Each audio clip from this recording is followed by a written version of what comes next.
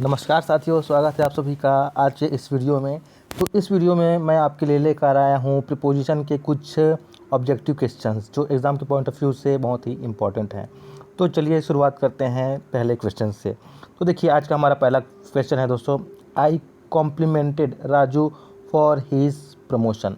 अच्छा, अब इसमें हमको करना क्या है, हमें ये करना है कि क्या यहाँ पर फॉर सही है या फिर इसमें फॉर के स्थान पर कोई दूसरा वर्ड आएगा। जो चार ऑप्शन दिए गए हैं यहाँ पर देखिए, उनमें से या तो विथ आएगा या ऑन आएगा या अबाउट आएगा या फिर इसमें नो चेंज रहेगा, यानी कि इसमें फॉर ही रहेगा। क्या रहेगा ये हमें फाइंड आउट करना है, हमें यहाँ पर पता करना है दोस्तों।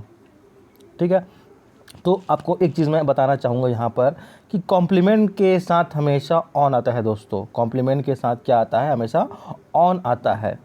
कॉम्प्लीमेंट के साथ ऑन आता है, जो कि हमारा ऑप्शन 2 में दिया है। इसलिए यहाँ पर फॉर के जगह पर क्या आएगा, फॉर के जगह आ जाएगा दोस्तों ऑन। ठीक है, तो ये हो जाएगा I complimented Raju on his promotion. ठीक है, चलिए बढ़ते हैं अगले क्वेश्चन पर। देखिए दोस्तों, हमारा आज का दूसरा क्वेश्चन है, the child died from jaundice. तो यहाँ पर फ्रॉम ठीक है या फिर इसमें चार ऑप्शन में से कोई एक आएगा, ये हमें देखना है। तो आपको एक चीज़ बताना चाहूँगा कि जब भी किसी की मृत्यु किसी बीमारी से होती है, जैसे जॉन्डिस से हो रही है, तो डाइट के बाद हमेशा ऑफ लगता है दोस्तों। अगर किसी की मृत्यु बीमारी से हो रही है ना, तो डाइट के बाद हमेशा ऑफ लगता है, जो कि ऑप्शन 2 है हमारा। इसलिए यहाँ पर फ्रॉम की जगह ना ऑफ आएगा। ठीक है, चलिए बढ़ते अगले क्वेश्चन पर। तो देखिए हमारा अगला क्वेश्चन है, you must apologise with him for this. ठीक है, यहाँ पर विथ ठीक है या फिर विथ के जगह कुछ अन्य आएगा, चार ऑप्शन में से ये देखना है। तो दोस्तों मैं एक चीज़ आपको बताना चाहूँगा, जब हम किसी से अपोलोजाइज़ करते हैं, यानी किसी से क्षमा मांगते हैं, तो अगर अपोलोजाइज़ है ना, तो किसी व्यक्ति से कर रहे हैं तो उसके साथ अपोलोजाइज़ के साथ हमेशा 2 आता है दोस्तों। किसी व्यक्ति से करते हैं तो 2 आते हैं, लेकिन अगर किसी चीज़ के लिए करते हैं तब 4 आता है, क्योंकि इसमें हिम मतलब किसी व्यक्ति के लिए बोला गया है ना, तो इसमें 2 आएगा दोस्तों। विथ के जगह क्या आएगा, 2 आएगा। तो हमारा सही ऑप्शन का आंसर क्या है, option 1, you must apologise to him for this. Okay, तो ऑप्शन 1 जो है वो सही आंसर है इस क्वेश्चन का। चलिए अगला क्वेश्चन देखते हैं। तो देखिए अगला क्वेश्चन है हमारा, आई prefer T more than coffee.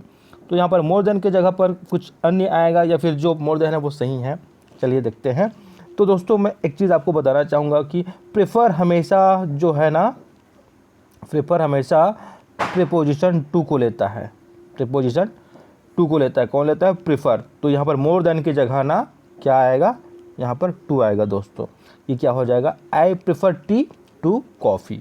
ठीक है, यानी कि ऑप्शन 2 सही है। ठीक है, चलिए बढ़ते हैं अगले क्वेश्चन पर। देखिए हमारा अगला क्वेश्चन है, they will arrive today night.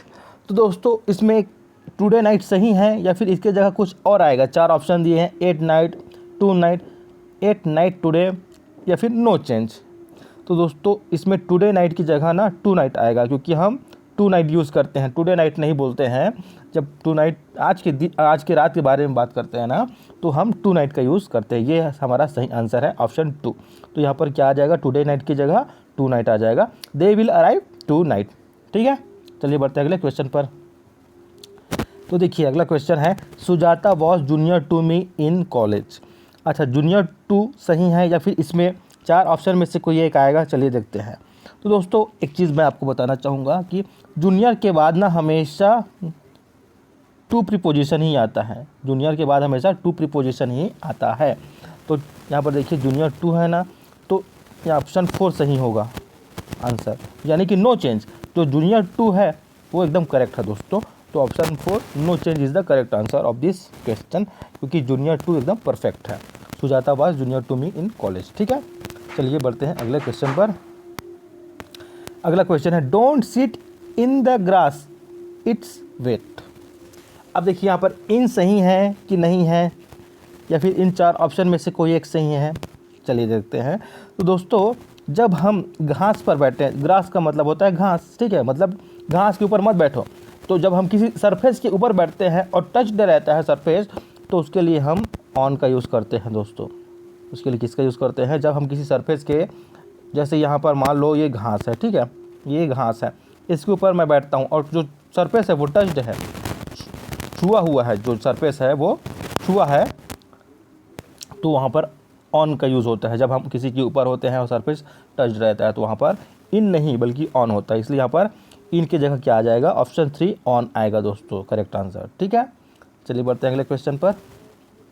देखिए हमारा अगला क्वेश्चन है, I met him in the way. In the way सही है कि नहीं है? तो नहीं है दोस्तों, हम इन द वे नहीं बोलते हैं बल्कि बोलते हैं on the way, on the वे, जो कि ऑप्शन 1 है, इसलिए यहाँ पर क्या आ जाएगा? I met him on the way, option 1 is the correct answer. ठीक है, चलिए अगले क्वेश्चन पर। देखिए हमारा अगला क्वेश्चन है, have you ever been in New York. तो जब हम किसी प्लेस के जाने के बारे में बात करते हैं ना, इसमें यह बोला गया है क्या आप, तो जब हम किसी प्लेस, किसी डेस्टिनेशन को जाने के बारे में बात करते हैं तो किसी प्लेस के लिए हम टू का यूज़ करते हैं दोस्तों। ठीक है, इन का यूज़ नहीं करते हैं।